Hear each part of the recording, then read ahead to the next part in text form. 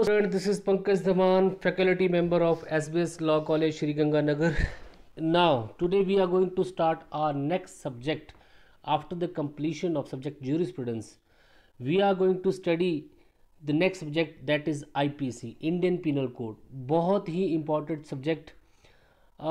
जितने भी student I think यहाँ पे पढ़ रहे हैं मेरे पास, जितना ज़्यादा आपको सीखने को मिलेगा इस सब्जेक्ट से, आई थिंक और कोई ऐसा सब्जेक्ट नहीं होगा। फर्स्ट ईयर में मैंने आपको पढ़ाया नहीं, अदरवाइज़ वहाँ पे फैमिली लॉज थे, कॉन्ट्रैक्ट था, टॉर्ट था, कॉन्स्टिट्यूशन ऑफ इंडिया था, वहाँ पे बहुत कुछ जानने का था। लेकिन अब यहाँ पे आईपीसी पढ़ेंगे हम, इंडियन पिनल कोड को स्टडी करेंगे। 1860 में बनी थी ये। देखिए आईपीसी है क्या, पहले आईपीसी को पहले समझने की कोशिश करते हैं, उसके बाद हम टॉपिक पे आएंगे। देखिए आईपीसी जो है कितनी पुरानी है, 1860 में, 1816 में लिखी। इसको लॉर्ड मैकिन्ले ने लिखा। लॉर्ड मैकिन्ले ने आज से 150-200 साल पहले इंडिया में क्राइम किस तरीके के हैं और क्या क्या पनिशमेंट होनी चाहिए, एक बहुत ही अच्छी आईपीसी उस टाइम पे उसने लिखी, जो आज तक हमारे लिए जो है एक क्रिमिनल एक्ट का काम कर रहा है। अभी तक बहुत ही माइनर चेंज उस आईपीसी में हुई हैं, अभी तक वही आईपीसी चल रही है। नॉट इवन इंडिया, जितनी भी कंट्री जो कि कभी इंग्लैंड के अंडर थी, उनकी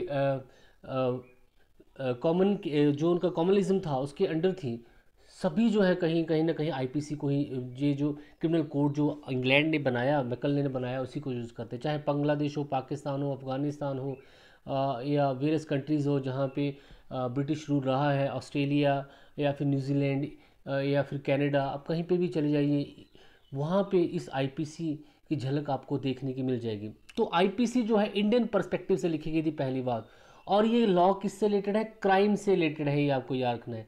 लॉर्ड मैकिन्ले ने इंडिया में एक ऐसा क्रिमिनल लॉ बनाने की कोशिश की, वो सभी पे अप्लाई होता है।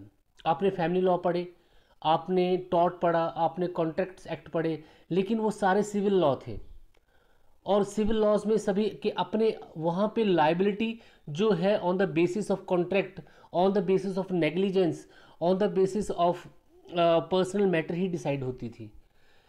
वहाँ पे कम्युनिटी के फैमिली लॉ आपने पढ़े, कम्युनिटी जिस तरीके का रिलीजन है उसके अपने लॉ हैं। क्या क्रिमिनल लॉ भी उनके वही हैं? क्या हिंदू पे क्रिमिनल लॉ कोई और अप्लाई होता है, मुस्लिम पे कोई और लॉ अप्लाई होता है? जैसे उनके शादी ब्याह के मामले आपने देखे, सक्सेशन के मैटर आपने देखे, वहाँ पे हिंदुओं का लॉ अलग है, मुस्लिमों का अलग है, क्रिश्चियंस और पारसी का अलग है। लेकिन आईपीसी या फिर जो क्रिमिनल एक्ट है इंडिया में, क्रिमिनल कोड जो इंडिया में है, वो सभी के लिए सेम है। It has nothing to do with what is the religion of the person, चाहे वो हिंदू है, चाहे वो मुस्लिम है, चाहे वो सिख है, चाहे वो ईसाई है, चाहे बुद्धिस्ट है, जैन है, पारसी है, ज्यू है, सभी के लिए क्रिमिनल लॉ एक ही है। अगर कोई भी क्रिमिनल लॉ को ब्रीच करेगा, कोई मर्डर करता है, कोई रेप करता है, किडनैपिंग करता है, एब्डक्शंस करता है, क्राइम अगेंस्ट चाइल्ड करता है, या क्राइम अगेंस्ट वुमेन करता है, तो उस सिचुएशन में सभी के लिए सज़ा सेम ही है, सभी के लिए सेम ही है, चाहे वो प्राइम मिनिस्टर ऑफ इंडिया हो, या प्रेसिडेंट ऑफ इंडिया हो, या फिर किसी स्टेट का जो है चीफ मिनिस्टर हो। तो आईपीसी एक क्रिमिनल लॉ है, एक यूनिवर्सल लॉ है, जो कि होल ऑफ इंडिया अप्लाई होता है, एक्सेप्ट जम्मू एंड कश्मीर 370 थी वहाँ पे, लेकिन अब वो भी हट गई है। वहाँ पे पहले रणबीर पिनल कोड अप्लाई होता था, अब वहाँ पे भी आईपीसी ही चलता है। तो लॉर्ड मैकिन्ले ने तो एक तो आईपीसी उस टाइम पे लिखी, और दूसरा उसने civil procedure code, criminal procedure code भी उस टाइम पे लिखा था कि कैसे क्रिमिनल एडमिनिस्ट्रेशन ऑफ जस्टिस का प्रोसीजर फॉलो होगा। बहुत ही इंपॉर्टेंट, बहुत कुछ आपको जानने को मिलेगा। देखिए क्रिमिनल लॉ जो है, आईपीसी जो हमारे पास है, वो कोई मजहब या कोई रिलीजन या कोई कास्ट या कोई क्रीड या किसी तरीके का कोई भी रिलीजन या कम्युनिटी नहीं देखती है, वो किस कम्युनिटी से बिलोंग करता है, nothing has to do with the his religion या कम्युनिटी। आईपीसी सभी पे अप्लाई होती है, और सभी के लिए उसके जो एक्ट जो है वो अप्लाई होते हैं। अब आईपीसी को लाने का पर्पस क्या था? देखिए इंडिया उस टाइम पे जब आईपीसी लिखी गई, बड़े सारे रिलीजन यहाँ पे थे, हिंदू शुरू से यहाँ पे थे, उसके बाद बुद्धिस्ट यहाँ पे थे, जैन, फिर उसके बाद इंडिया में इन्वेट भी काफ़ी हुआ और बड़े सारे रिलीजन जहाँ पे आए। सभी लोगों के अपने अपने तरीके थे, सिविल मैटर के भी और क्रिमिनल मैटर के, लेकिन क्रिमिनल मैटर जो है वो पर्सनल लॉ में न डाल के आईपीसी बनाएगी और सभी के लिए एक ही तरीके की बनाएगी। अब आईपीसी में किया क्या गया है? आईपीसी में बेसिकली उन्होंने क्या किया हुआ है कि जितने भी ऐसा कोई भी एक्ट जो कि क्राइम हो सकता है उसको आईपीसी में लिखा हुआ है। अगर कोई आप ऐसा काम करते हैं जो काम आईपीसी में लिखे हुए एक्ट के अकॉर्डिंग है तो वो क्राइम माना जाएगा। आईपीसी में 511 सेक्शन है। 511 सेक्शन में वहाँ पे क्या बताया हुआ है, डिफरेंट डिफरेंट क्राइम को डिफाइन किया गया है। वो सारे एक्ट लिखे हुए हैं जो कि क्राइम हो सकते हैं और उनकी पनिशमेंट के बारे में लिखा हुआ है। तो आईपीसी आपको दो चीज़ें बताती है, एक तो उस एक्ट को उस क्राइम को डिफाइन करती है और दूसरा उस क्राइम से रिलेटेड पनिशमेंट आपको बताती है। अगर कोई चोरी करता है तो चोरी की कंडीशंस क्या है वो आईपीसी में बता रखी है, किस कंडीशन में चोरी मानी जाएगी। अगर कोई मर्डर करता है तो किस कंडीशन में मर्डर माना जाएगा और उसकी सज़ा क्या वहाँ पे बता रखी है। तो वो सारे एक्ट जो कि क्राइम हो सकते हैं वो आईपीसी में लिखे हुए हैं। 511 सेक्शन में से आधे से ज़्यादा सेक्शन क्राइम को ही डिफाइन कर रहे हैं कि ये चीज़ भी क्राइम होगी, ये चीज़ भी क्राइम होगी, ये चीज़ भी क्राइम होगी और इसकी ये सज़ा भी, पनिशमेंट भी वहाँ पे होगी। तो आईपीसी एक कंप्लीट एक्ट है जो कि आपको इंडिया में क्राइम से रिलेटेड जितने भी एक्ट हैं उनको दिखाती है और बताती है। जब भी कोई क्राइम होता है और उसकी एफआईआर दर्ज जो है पुलिस स्टेशन में की जाती है तो आईपीसी की धाराओं के अंडर ही सेक्शन लगाए जाते हैं कि इस एक्ट के अंडर जो है ये हुआ। मान लीजिए कोई चोरी हुई साथ में मर्डर हुआ तो चोरी के सेक्शन वहाँ पे लग जाएंगे, मर्डर हुआ तो मर्डर के सेक्शन लग जाएंगे, साथ में अगर वहाँ पे डैकोटी और रॉबरी हुई है तो उसके भी लग जाएंगे, और वहाँ पे 3-4 बंदे चोरी करने आए थे तो कॉमन इंटेंशन सेक्शन 34 भी लग जाएगी।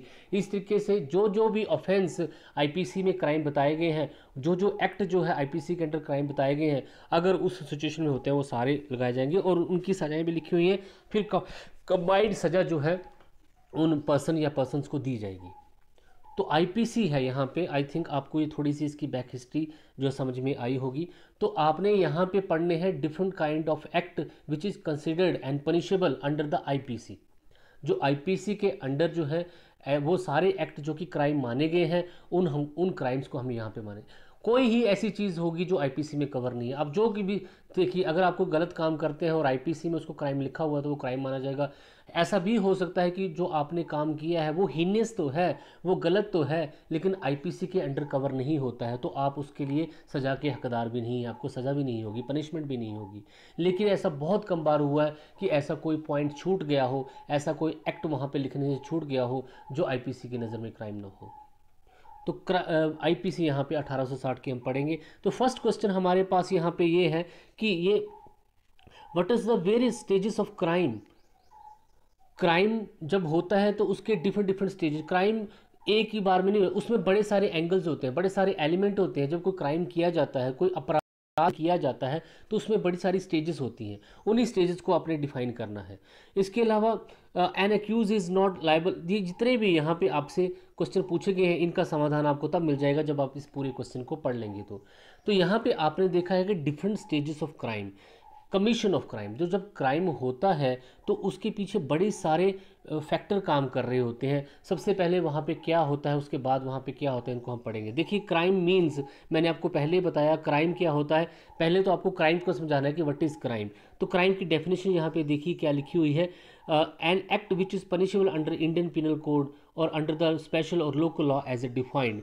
तो देखिए यहाँ पे क्लियर है, क्राइम एक ऐसा एक्ट जो कि पनिशेबल है अंडर द आईपीसी। अगर कोई ऐसा एक्ट जो कि आईपीसी में पनिशेबल है, उसकी सज़ा वहाँ पे लिखी हुई है तो वो क्राइम है। या फिर ऐसा कोई भी एक्ट जो कि पनिशेबल है किसी स्पेशल लॉ या लोकल लॉ। स्पेशल लॉ क्या है, जो हमारे पार्लियामेंट ने अदर लॉ पास, जैसे डाउरी प्रोहिबिशन एक्ट पास किया हुआ है, इसके अलावा चाइल्ड मैरिज रिस्ट्रेन एक्ट पास किया हुआ है, ये स्पेशल लॉ बनाए गए हैं या लोकल लॉ बनाए गए। इसमें भी अगर कोई डाउरी मांगता है या देता है तो वो क्या है, अपराध है, उसकी सज़ा है। ऐसे लोकल लॉ बड़े सारे हर एक स्टेट बना सकती है जिसके अंडर कोई एक्ट जो है अपराध हो सकता है। तो जो आईपीसी में एक्ट लिखे हुए हैं और जो पनिशेबल है वो क्राइम है। इसके अलावा कोई स्पेशल लॉ, स्टैट्यूट्स बनाए गए, स्पेशल लॉ जैसे लेजिस्लेशन ने बनाए हैं, बड़े सारे पार्लियामेंट ने कितने सारे लॉ बनाए हैं, जैसे डाउरी प्रोहिबिशन एक्ट है, इसके अलावा चाइल्ड मैरिज रिस्ट्रेन एक्ट है, हिंदू मैरिज एक्ट है, हिंदू एडॉप्शन। इनके बीच में अगर कोई इन एक्ट को नहीं मानता तो वहाँ पर भी सज़ा लिखी गई, वो एक्ट भी क्या माने जाएंगे, क्राइम माने जाएंगे। Not any act is punishable quickly, कोई भी एक्ट जो है वो पनिशेबल नहीं हो जाता है। It has to passes from many stages, बड़ी सारी स्टेजेस से होकर गुजरना पड़ता है तब वो एक्चुअल में क्राइम बनता है। वो स्टेजेस क्या हैं यहाँ पे पढ़ेंगे। सबसे पहले इंटेंशन।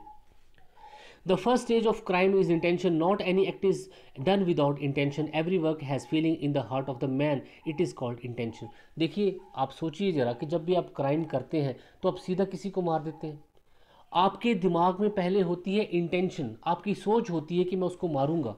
आप कोई भी क्राइम करते हैं, आप चोरी करते हैं, मर्डर करते हैं, रेप करते हैं, या कोई एब्डक्शन करते हैं, किडनैपिंग करते हैं, क्रिमिनल ब्रीच ऑफ ट्रस्ट करते हैं, जितने भी क्राइम आईपीसी में लिखे हैं, कहीं ना कहीं आपकी उस क्राइम को करने के पीछे क्या होती है, इंटेंशन होती है, आपकी सोच होती है, आपकी मंशा होती है। आप उसको पहले सोचते हैं फिर उसको करने की कोशिश करते हैं। तो क्राइम का फर्स्ट एलिमेंट क्या है, हमारी mentality. Every work have feeling in the heart, कोई भी जो फीलिंग बंदे के इंसान में के माइंड में आती है वहाँ से क्राइम स्टार्ट होता है। It is called intention. When any intended to do, any person intended, कोई भी पर्सन जब कोई क्राइम करना चाहता है, firstly the feeling come to do such act arise in the heart, उसकी कोई भी एक्ट वो क्राइम जो अगर वो करना चाहता है तो वो फीलिंग उसके हार्ट में पहले आती है। जैसे देखिए एग्जाम्पल दिया हुआ है यहाँ पे, A plans to murder B, here the intention is to murder B. A यहाँ बी को मारना चाहता है, मारा नहीं है, मारना, तो उसके दिमाग में ये चीज़ आई ना, उसके दिमाग में इंटेंशन आई क्यों मारना चाहता है, तो इसको हम क्या बोलेंगे, इंटेंशन बोलेंगे। इट इज़ मैंशन है that only intention is not punishable. तो अब अगर कोई पर्सन किसी को, एक ए जो है बी को मारना चाहता है, वो सोच रहा है इसके बारे में, तो वह क्या क्राइम है? नहीं, आप तो जो मर्जी सोचते रहिए, सोचने से कुछ नहीं जाता, लेकिन ये फर्स्ट स्टेज ऑफ क्राइम है। अब क्राइम जब 3 या 4 स्टेजेस पूरी हो जाएंगी तभी क्राइम बनेगा। तो फर्स्ट स्टेज ऑफ क्राइम जो है वो है इंटेंशन, और इंटेंशन कभी भी जो है वो पनिशेबल ऑफेंस नहीं होता। आईपीसी में कहीं पे भी लिखा हुआ कि जस्ट इंटेंशन जो है वो भी क्राइम बन जाता है। तो ये आपको याद रखना कि फर्स्ट स्टेज ऑफ क्राइम जो कि इंटेंशन है वो कभी भी पनिशेबल नहीं होता। आईपीसी में इसके लिए लिखा हुआ। ओम प्रकाश, ए आई 1961 SC 1782 में supreme court decided that the intention is the first stage of crime.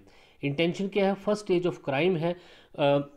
The expression of intention necessary to happen, कोई कहीं पे भी इंटेंशन जरूर होती है, तो ये किसी भी ऑफेंस को करने की पहली स्टेज है। और ये तब तक सिर्फ इंटेंशन ही रह जाती है, अगर क्राइम नहीं होता है तो ये सिर्फ इंटेंशन ही रह जाती है। आप किसी को मारने की सोचते हैं लेकिन कभी उसको मारते नहीं है, तो क्या वो क्राइम है? तो सोचना क्राइम नहीं होता है। तो first stage of crime is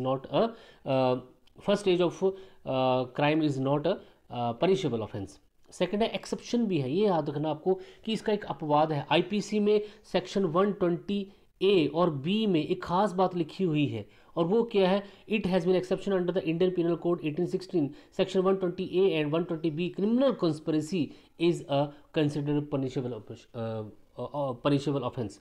तो यहाँ पे आपको याद रखना कि हालांकि इंटेंशन जो है कभी भी क्राइम नहीं होता है, सिर्फ सोचना क्राइम नहीं होता है, लेकिन आईपीसी में इसका एक अपवाद भी है। सेक्शन 120 ए है और 120 बी है। वहाँ पे अगर आप कोई आपराधिक षड्यंत्र, कोई कॉन्स्पिरेसी करते हैं, किसी को, देखिए हम 4 बंदे बैठ के एक षड्यंत्र रचते हैं कि हम उसको मार देंगे, किसी ए या बी पर्सन को मार देंगे, तो हम एक क्या कर रहे हैं, षड्यंत्र रच रहे हैं। तो ये क्या क्राइम, हम सोच ही रहे हैं लेकिन हम 4-5 बंदे मिलके एक कॉन्स्पिरेसी, एक षड्यंत्र कर रहे हैं, तो ये आईपीसी में क्राइम है, ये आपको याद रखना है। हालांकि यहाँ पे आपने सिर्फ सोचा ही है, किया कुछ नहीं है, लेकिन इसको स्पेशली क्राइम बनाया गया है और इसको इंडियन आईपीसी में बाद में जोड़ा गया है। देखिए जब ए और बी साथ में लग जाते हैं, किसी भी सेक्शन के साथ ए भी लग जाते हैं, तो इट मीन्स कि ये बाद में जोड़े गए हैं। जब आईपीसी ये बनाई गई थी तब ये 120 ए और 120 बी नहीं थे, लेकिन जैसे जैसे हमारी सोसाइटी डेवलप हुई, क्राइम के जो तरीके बदले, नए नए एस्पेक्ट क्राइम के होने लगे, तो हमने ये चीज़ जोड़ी कि इंटेंशन में सिर्फ एक सेक्शन 120 ही ऐसा है जहाँ पे इंटेंशन भी क्राइम हो सकती है, लेकिन वो षड्यंत्र होना चाहिए, आपने कोई कंस्पिरेसी की हो। तो ये है आपकी first stage of crime. Second है प्रेपरेशन। प्रेपरेशन बहुत इंपॉर्टेंट है, तैयारी करना। तो आपने दिमाग में सोच तो लिया, आपकी इंटेंशन तो है कोई क्राइम करने की, और उसके बाद आपने उसकी तैयारी की, आपने शुरुआत। तो second stage of crime is preparation. तो सेकंड स्टेज क्या है, तैयारी करना। As crime is not possible without intention, जैसे ही एक क्राइम जो है बिना सोच के, बिना इंटेंशन के, बिना मंशा के पूरा नहीं हो सकता, वैसे ही क्राइम जो विदाउट प्रिपरेशन भी पूरा नहीं हो सकता। That is why it is called the second stage of crime. A crime can not be done, preparation is the stage after the intention. तो प्रेपरेशन जो है, तैयारी करना इंटेंशन के बाद, पहले आपने दिमाग में सोच रखी और उसके बाद जो है आपने जो है उसकी तैयारी की। Person prepares for the crime after making intention, so it is collecting means to commit a crime is a preparation. तो साधन इकट्ठे करना, साधन का जुगाड़ करना या इकट्ठे करना किसी क्राइम को करने के लिए ही क्या बोला जाता है, प्रेपरेशन बोली जाती है। तो आप ये सब जब सारे स्टेजेस को मिल के आप करेंगे तभी क्राइम बनेगा। तो इंटेंशन इटसेल्फ सिंगल हैंडेडली जो है वो क्राइम नहीं बनता है, एक एक्सेप्शन वहाँ पे आपने देख लिया। तो जब प्रिपरेशन आप करते हैं तो उसके बाद फिर आप इंटेंशन जो आप रखते हैं तो उसके बाद तैयारी करते हैं। तैयारी कैसे, जैसे देखिए A want to murder B और want to theft in the B's house. A जो है बी का मर्डर करना चाहता है या बी के घर में चोरी करना चाहता है, ये उसकी इंटेंशन है। इसके लिए उसने क्या किया, ए अरेंज फॉर द पॉइजन, उसके लिए वो बी को मारना अगर चाहता है तो उसके लिए उसने जहर लाया, या फिर उसने इसके घर में चोरी करनी है तो वेपन लाया। इट इज़ प्रिपरेशन, इसको तैयारी माना जाएगा। It is provided that only preparation is not offence. यहाँ पर आपको ये भी याद रखना है कि प्रिपरेशन करना भी क्राइम नहीं है। Preparation must take from an action, preparation के बाद उस पर एक्शन लेना जरूरी है। जैसे आपने दिमाग में सोच रखी है तो आपकी टेंशन होगी, उसके बाद आपने उस काम को, उस अपराध को करने के लिए, मान लीजिए किसी के घर में चोरी करने के लिए आप वेपन भी ले आए, ये आपकी तैयारी होगी। लेकिन आप वेपन लेके आप घर पे रख दीजिए तो क्या वो क्राइम, जब तक आप उस वेपन को यूज़ नहीं करेंगे वो क्राइम नहीं होगा। इट मीन्स कि second stage of the crime, crime is also not punishable. तो प्रेपरेशन भी कहीं ना कहीं क्राइम नहीं है, क्योंकि आप अगर मान लीजिए प्रेपरेशन कर भी लेते हैं लेकिन उस काम को आगे करते ही नहीं, चोरी करने के लिए आप जाते ही नहीं, या फिर उसका मर्डर करना था तो आप उसको जहर देते ही नहीं है, तो वो कैसे क्राइम हो सकता है। तो ना तो इंटेंशन और ना ही प्रेपरेशन जो है इट्स सेल्फ क्राइम है, ये आपको याद रखना है। लेकिन एक्सेप्शन भी है, इसके भी आईपीसी में एक्सेप्शन दे रखे हैं कि जहाँ पे तैयारी करना भी अपराध है, ये आपको याद रखना है। यहाँ पे इंडियन पिनल कोड 1816 में यहाँ पे कुछ चीज़ें एक्सेप्शंस बताए गए हैं। प्रेपरेशन अगेंस्ट इंडियन गवर्नमेंट, अगर आप भारत सरकार के अगेंस्ट कोई युद्ध करने की तैयारी भी करते हैं तो वो अपराध है। मान लीजिए ये टेररिस्ट पे जो जितने भी आतंकवादी होते हैं वो इसी के अंडर चार्ज होते हैं, क्योंकि वो भारत सरकार के अगेंस्ट जब वह पब्लिक प्लेस पे बॉम्बिंग करते हैं या किसी तरीके का कोई अटैक करते हैं या लोगों को मारते हैं तो सेक्शन 122 ये लगती है, क्योंकि वो भारत सरकार, ये सारे लोग किसके हैं, भारत सरकार की तो है।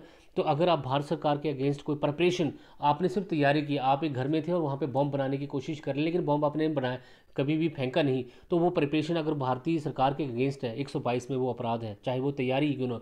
ऐसी कंट्री के साथ जिसके आपके पीसफुल रिलेशन है उसके अगेंस्ट अगर आप क्राइम करने की सिर्फ जो है प्रिपरेशन ही करते हैं, मान लीजिए अमेरिका के साथ बड़े अच्छे संबंध है, यहाँ पे बैठ के अमेरिका पे कोई मिसाइल से हमला करने की तैयारी कर रहे हैं तो वो भी आईपीसी में क्राइम होगा। सी यहाँ पे प्रिपरेशन फॉर रॉबरी, 399 में आईपीसी में साफ लिखा हो कि अगर आप रॉबरी, डकैती करने की, रॉबरी या फिर जिसको हम डकैती भी बोलते हैं, डकैती अलग कंसेप्ट है, रॉबरी जो है एक, दोनों थोड़ी बहुत इसमें डिफरेंस है, वो आप आगे आगे जाके पढ़ोगे।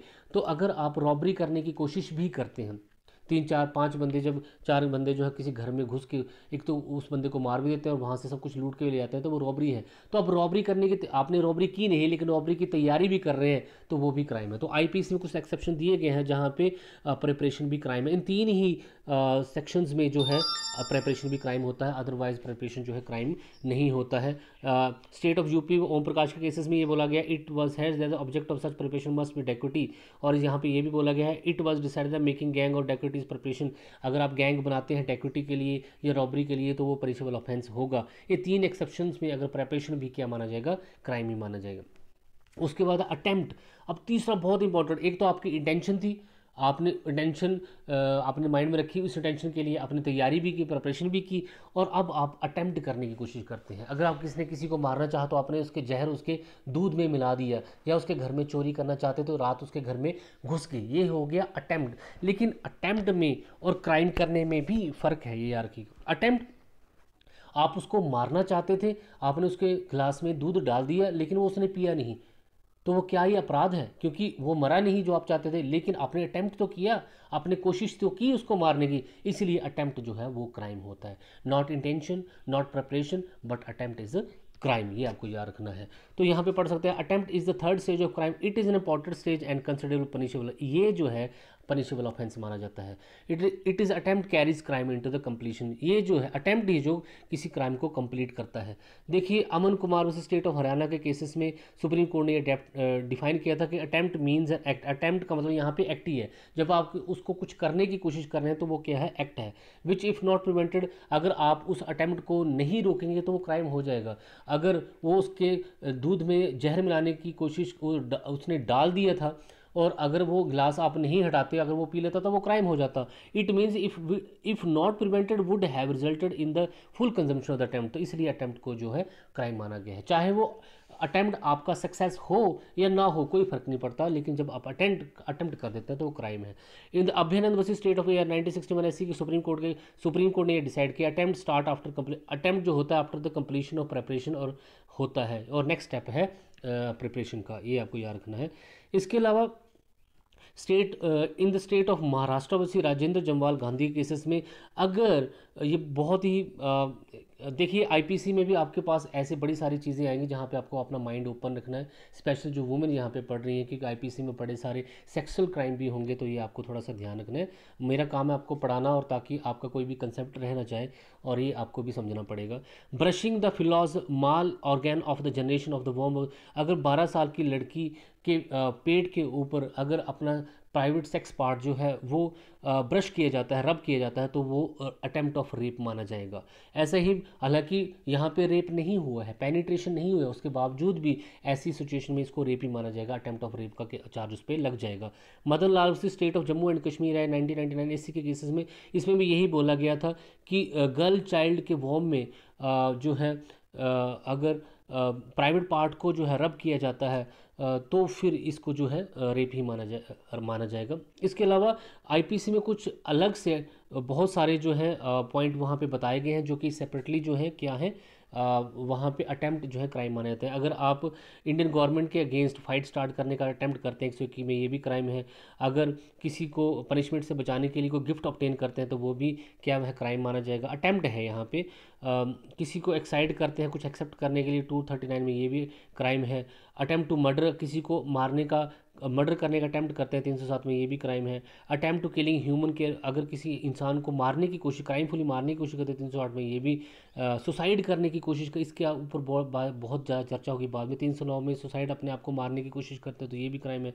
अटेम्प्ट टू डॉकेटी और रॉबरी करने की कोशिश करते हैं 393 में, 397 में, 388 में भी क्राइम है।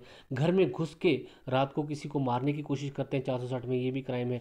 इट सेल्फ, तो यहाँ पे इसके अलावा जितने भी अटैम्प्ट है वो 511 सेक्शन में जो है क्राइम माने गए हैं, ये आपको याद रखना है। तो क्राइम जो है ये तो 3 स्टेजेस ऑफ क्राइम है, 3 स्टेज, इंटेंशन, प्रिपरेशन और अटेम्प्ट। तो इंटेंशन आपने देखा इट सेल्फ क्राइम नहीं है, लेकिन आईपीसी 120 में इसका अपवाद है। उसके बाद प्रिपरेशन देखी, सेकंड स्टेज ऑफ क्राइम है, और उसमें तैयारी की जाती है ऑफेंस को करने के लिए, क्राइम को करने के लिए, वो भी अपने आप में क्राइम नहीं है, लेकिन आईपीसी में कुछ ऐसे क्राइम प्रिपरेशन बताई गई हैं जिनको भी क्राइम माना गया। उसके बाद अटेम्प्ट देखा, वो इट सेल्फ क्राइम होता है, और अगर आप अटेम्प्ट करते हैं अपनी उस इंटेंशन और प्रिपरेशन के बाद, तो वो भी क्राइम ही माना जाता है। सेपरेटली यहाँ पे बड़े सारे अटेम्प्ट बताए गए हैं जो कि अपने आप में क्राइम है, और साथ में 511 में जितने भी एक्ट जो है उनको अटेम्प्ट जो है उनको क्राइम ही माना गया है। Thank you so much. Lecture लंबा हो रहा है इसलिए इसको हमें यहाँ पे ख़त्म करना पड़ेगा।